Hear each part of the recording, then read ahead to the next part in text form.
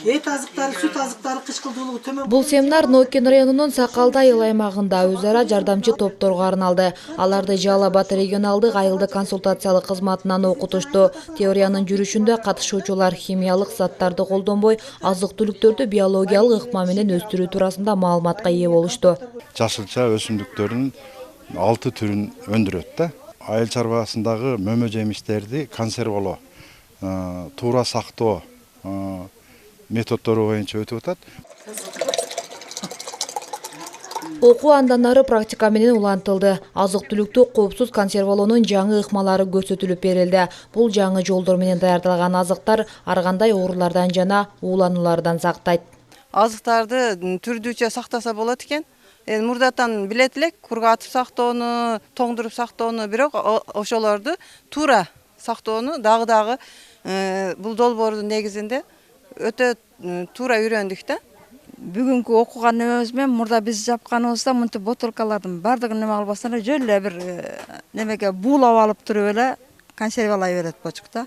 Азыр эми бул окуудан биз ушу полный крышканы бардыгын кайнатып, бекитип, кийинен кийин дагы кайрадан сууга салыш методдорун үйрөндүк да. Мындан сырткары кумшекерсиз жана тузсуз консерва жаунун ыкмалары жана жер жемиштерди тоңдуруу технологиясы көрсөтүлдү.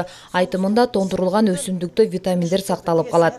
Туурап тамакка даяр кылып тууралган помидорду неме кылабыз десеңер, тоңдурабыз десеңер, бул помидорлорду биринчи кесип туруп, мына жерде кесип туруп помидорду.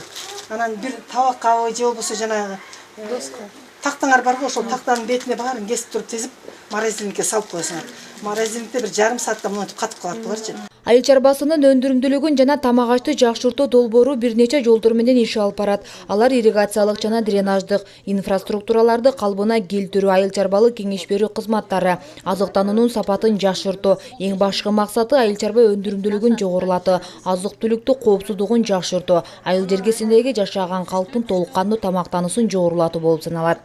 Ар кандай коммуникациялык каналдарды колдонуу менен элдин арасындагы тамак ашка болгон мамилесин өзгөртүү, тамактануу тартибинде толук кандуу, витамин камтыган, минералдык заттар, темир заттарын камтыган тамактанууну үй бүлөнүн тамактануу тартибине киргизүү. Аталган долбоор 2018-жылдан тарта 2020-жылга чейин региондордо окутууларды өткөрүшөт. Бул аралыкта 60 айыл аймакта өз ара жардамчы топторго, фермерлерге семинарларды жүргүзүшөт.